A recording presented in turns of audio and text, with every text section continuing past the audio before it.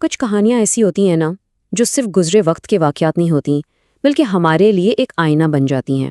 آج ہم ایک ایسے ہی شخص کی بات کریں گے جس کی بے پناہ دولت ہی اس کی تباہی کا سبب بنی۔ یہ کہانی ہے قارون کی۔ یہ ایک ایسا سوال ہے جو صدیوں سے لوگوں کو پریشان کرتا آیا ہے۔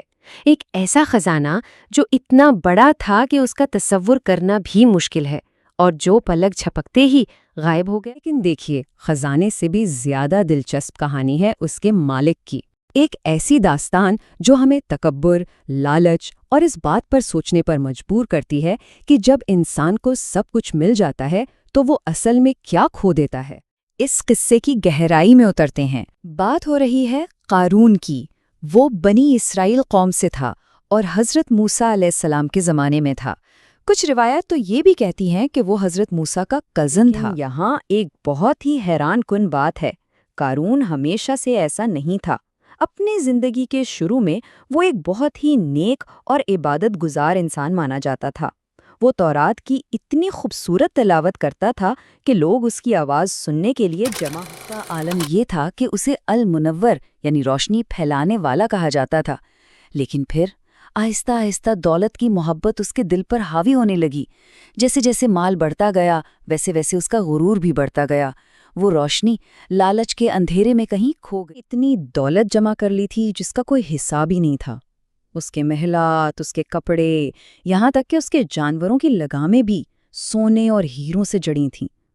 وہ سمجھتا تھا کہ یہی دولت اس کی اصل طاقت کا اندازہ صرف اس ایک بات سے لگا لیں کہ اس کے خزانوں کے تالوں کی چابیاں اتنی زیادہ اور بھاری تھیں کہ انہیں اٹھانے کے لیے 40 طاقتور آدمیوں کا ایک پورا گروہ لگتا تھا۔ اب سوچئے، اگر صرف چابیوں کا یہ حال تھا تو خزانوں کا عالم کیا ہوگا؟ کوئی سنی سنائی بات نہیں ہے، خود قرآن مجید اس کی دولت کی وسعت کی گواہی دیتا ہے، جیسا کہ سورۃ القصص کی آیت 76 میں آتا ہے، جو اس کی بے پناہ دولت کو بیان کرتی ہے اور اس قصے کو ایک تاریخی حقیقت کا درجہ دیتی ہے۔ سوال یہ ہے کہ بھئی اتنی دولت آئی کہاں سے؟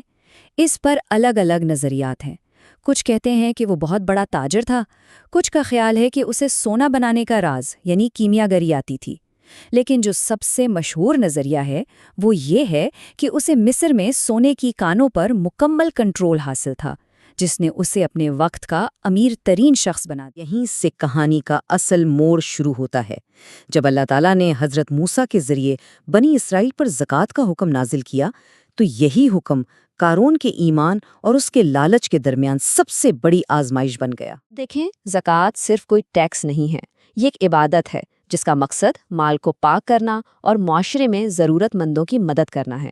یہ ایک طرح سے دولت کی منصفانہ تقسیم کو یقینی بناتی ہے۔ حضرت موسیٰ نے قارون کو اللہ کا حکم پہنچایا تو وہ اپنی دولت کے نشے میں اتنا چور تھا کہ اس نے صاف انکار کر دیا۔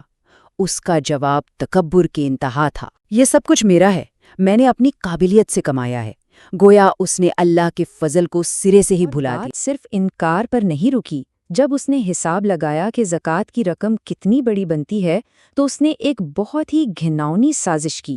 اس نے سوچا کہ کیوں نہ حضرت موسیٰ علیہ السلام پر ہی کوئی الزام لگا دیا جائے تاکہ لوگوں کی نظر میں ان کی عزت ختم ہو جائے۔ اللہ کو تو اپنے نبی کی حفاظت کرنی تھی۔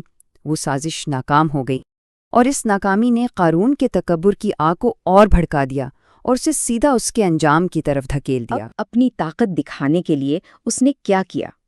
اس نے اپنی پوری دولت کی نمائش کی، ایک بہت بڑا جلوس نکالا، سونے سے لدے گھوڑے، ہزاروں نوکر، خزانوں کی چابیاں اٹھائے ہوئے۔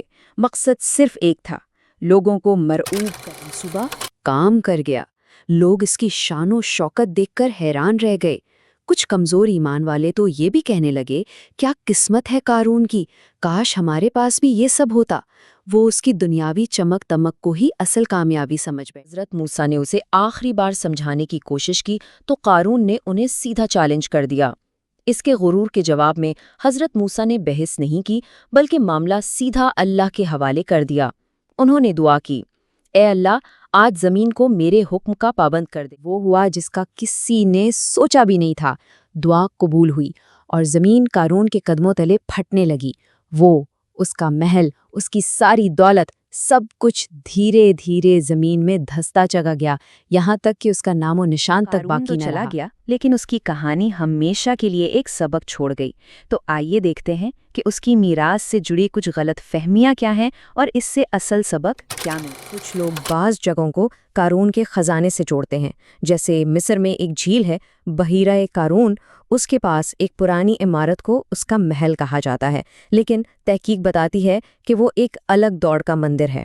اسی طرح عراق میں اس کے خزانے کی باتیں بھی تاریخی طور پر درست نہیں۔ سچ یہ ہے کہ قارون کا خزانہ کہاں گیا، یہ تاریخ کے ان رازوں میں سے ایک ہے جو شاید کبھی نہیں کھلیں گے۔ زمین نے اسے ہمیشہ کے لیے نگل لیا، جیسے یہ بتانے کے لیے کہ جو چیز اللہ کی راہ میں نہیں دی جاتی اس کا یہی انجام ہوتا ہے۔ کہانی سے ہم سیکھتے کیا ہیں؟ پہلی بات تو یہ کہ ہر چیز کا اصل مالک اللہ ہے۔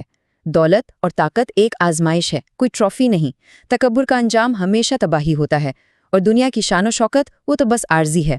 اصل کامیابی تو ایمان، عاجزی اور اللہ کی مخلوق کی خدمت۔ ان کی کہانی ہمیں اس بنیادی سوال پر چھوڑ جاتی ہے کہ آخر کامیابی کا اصل پیمانہ ہے کیا؟